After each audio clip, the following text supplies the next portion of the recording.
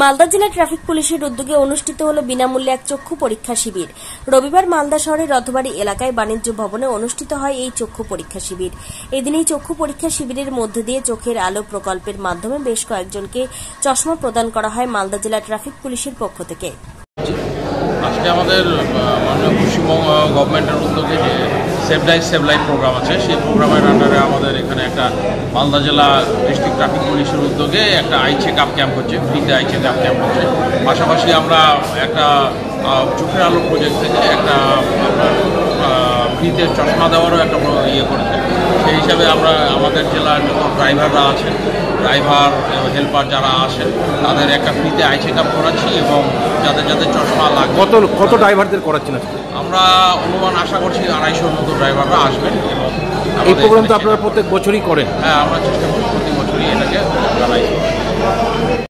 Bureau report, news for Bengal.